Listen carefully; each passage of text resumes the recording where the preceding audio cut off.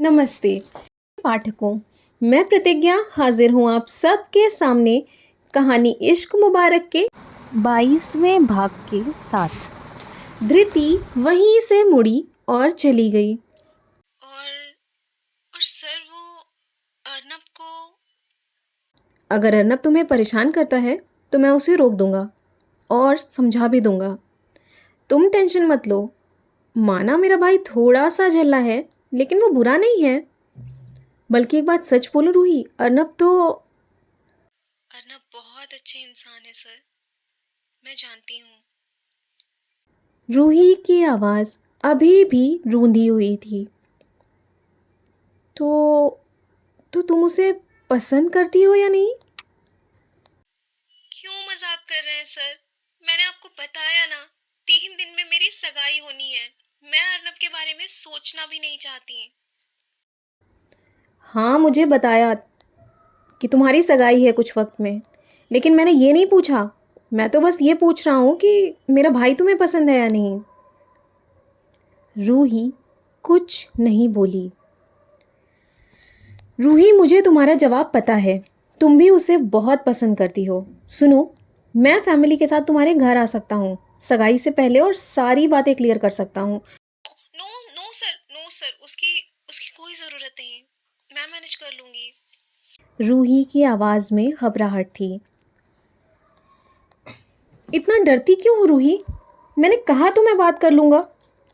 और उन्हें प्रॉब्लम क्यों होगी? अर्नब एक बिजनेसमैन का बेटा है, प्रॉपर्टी है हमारे पास, अच्छी फैमिली है।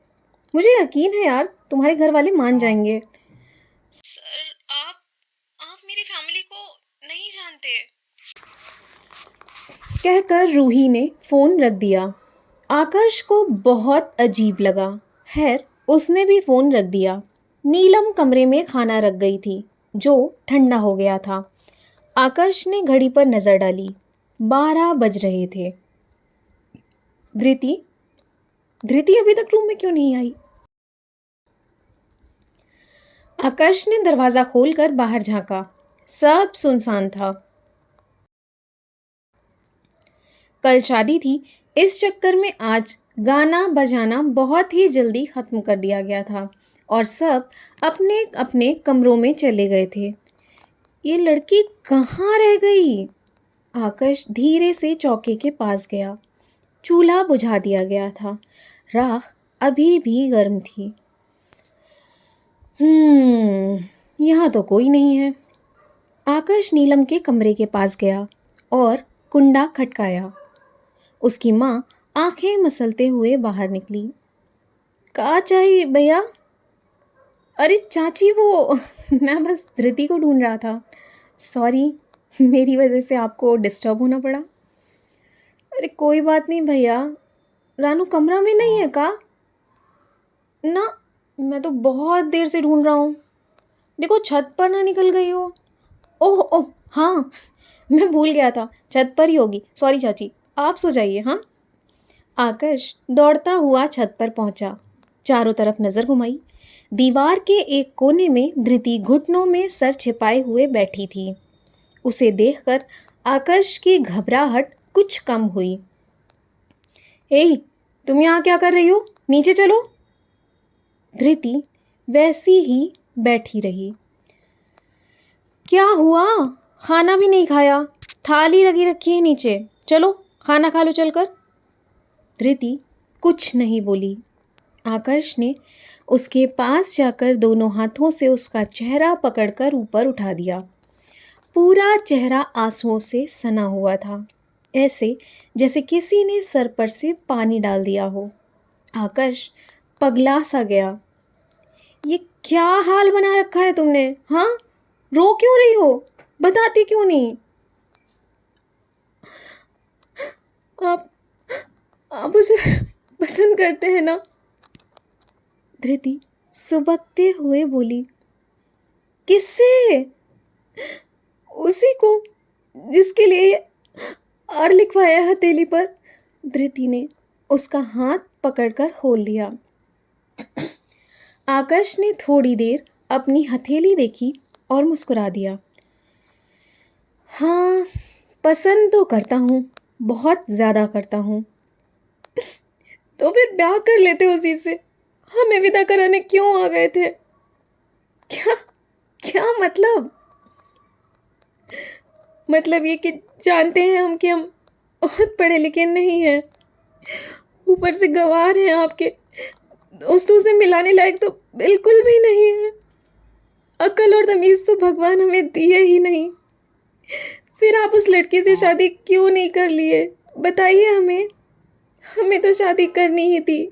जहाँ पिताजी कहते, हम तो सर झुकाकर वहीं चले जाते। लड़कियों को मना करने का परमिशन होता ही नहीं है ना। होता भी तो भी मना नहीं करते। आप जैसे लड़का को कौन मना करेगा? हमें तो लगा भगवान ने हमारा किस्मत बहुत अच्छी कलम से लिखा है। लेकिन आप तो मना कर सकते थे ना। विदेश से पढ़कर आए थे, शहर के रहने वाले हैं, खुद कमाते हैं आप।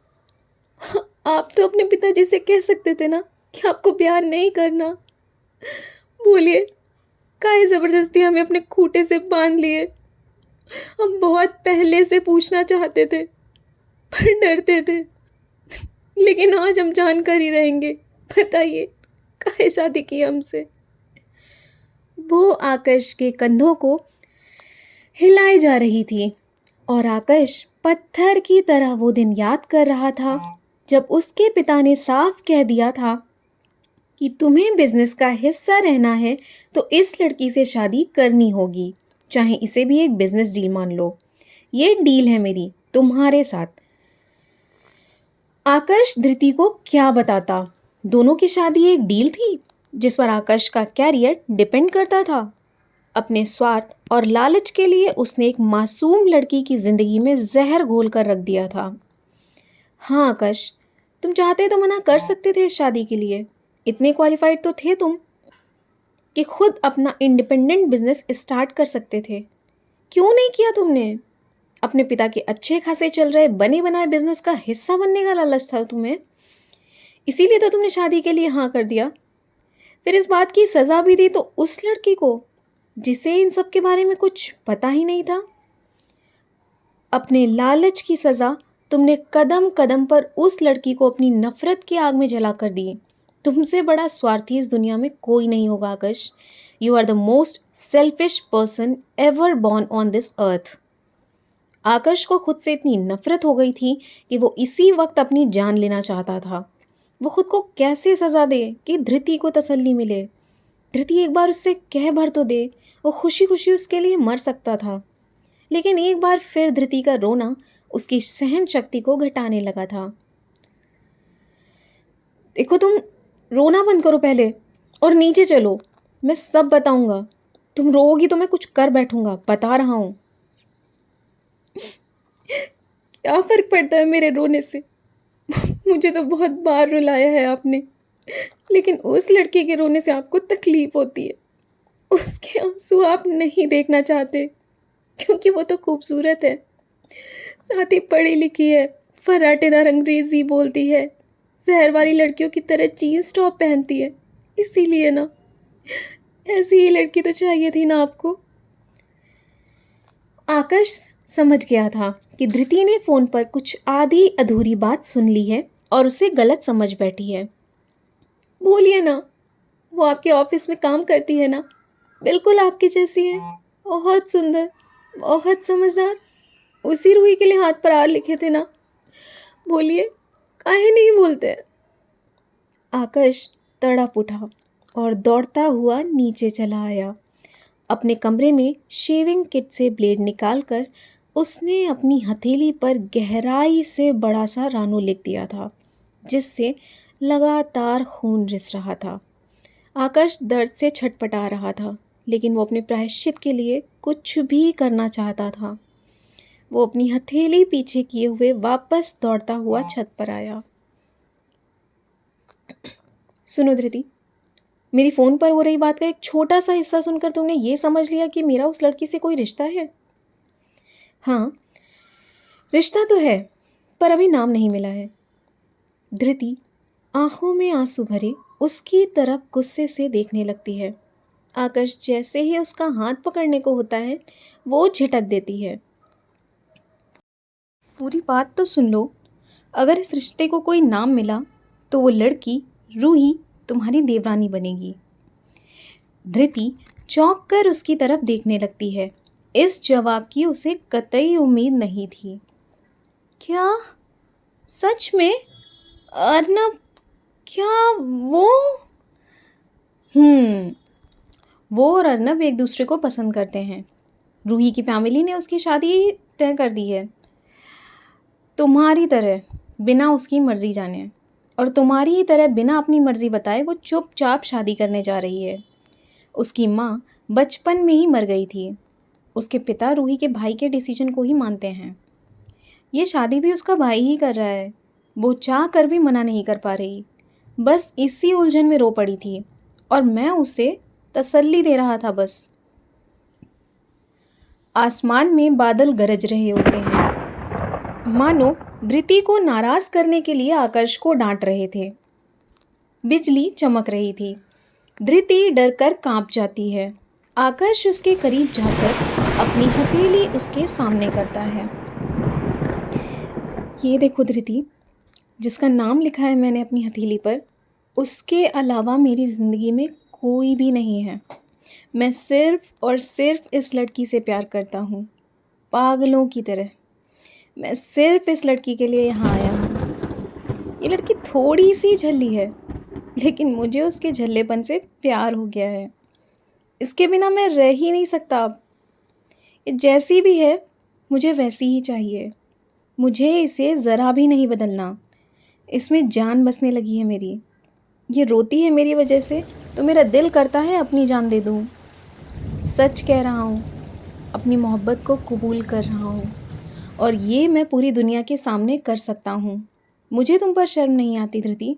मुझे तुम्हारे प्यार पर फ़क्र है। मेरी किस्मत सच में अच्छी है जो भगवान ने मुझे तुम्हारे हाथों में सौंप दिया, ताकि तुम मेरी हर बुराई को अच्छाई में बदल दो। धृति, I love you. I love you so much, forever and ever. धृति पागलों की तरह उससे लिपट जाती है और फूट फूट कर रोने लगी। आकर्ष ने भी उसे समेट लिया था अपनी बाहों में, कभी ना छोड़ने के लिए। आसमान बरसने लगा था। उनकी दो तरफा मोहब्बत की भीगी भीगी शुरुआत हो चुकी थी। दोनों बारिश में तरबतर थे। आकर्ष की हथेली से खून टपक रहा था। ये सब काहे किए? पागल हो गए हैं क्या? ऐसे कोई चोट लगाता है खुद को? पूरा हाथ से खून बह रहा है। चलिए नीचे, हम पट्टी बांध देंगे। मेहंदी से लिखा नाम तो 4 दिन में छूट जाएगा, लेकिन ये नहीं जाएगा। ये नाम ऐसे ही लिखा रहेगा, हमेशा, मेरे मरने तक। धृति उसके मुंह पर हाथ रखकर रो पड़ी। धृति, क्या तुम मुझसे प्यार करती हो? बोलो। आकर्ष ने उसका हाथ अपने मुंह से हटाया। हाँ, करते हैं। बहुत बहुत बहुत प्यार करते हैं आपसे, सिर्फ और सिर्फ आपसे। आकर्ष ने दोनों हथेलियों में उसका चेहरा भर लिया था और अपना चेहरा उस पर झुका दिया था। उसके हाथ में लगे खून से धृति के गाल लाल हो गए थे। आकर्ष के होंठ धृति को छूना चाहते थे। धृति भी उतनी ही बेचैन थी मोहब्बत के इस पहले रूहानी एहसास को पाने के लिए। उसने कसकर आकर्ष की शर्ट को मुट्ठी में भींच रखा था। उसने आंखें मूंद कर आकर्ष को इजाज़त दे दी थी। आकर्ष धृति के नशे में डूबी हुई आँखें अब पूरी खुल भी नहीं पा रही थीं। दोनों के होंठ कांप रहे थे। बारिश मध्यम हो चुकी थी, लेकिन अब भी दोनों के भीगे हुए जिस्मों में आग लगी हुई थी। धृति के हाथ आकर्ष के सीने पर थे, जो रेलगाड़ी जैसी चल रही उसकी धड़कनों को महसूस कर रहे थे। आकर्ष ने होंठ आगे बढ़ा धृति के होठों पर रख दिए। धृति ने एड़ियाँ उचकाकर उसके होठों को कस लिया और अपनी पीठ पर उसकी बाहें लपेट लीं। और दोनों एक दूसरे में खो जाने की हद तक डूब गए। मेहंदी की ये रात दोनों की पहली यादगार बन गई। तो ये था कहानी इश्क मुबारक का 22वां भाग। जल्दी मिलते हैं इसी कहानी के अगले भाग के साथ अगले रविवार शाम 7 बजे। तब तक के लिए आप सभी मेरे चैनल को लाइक, कमेंट और सब्सक्राइब करना ना भूलें। Thank you.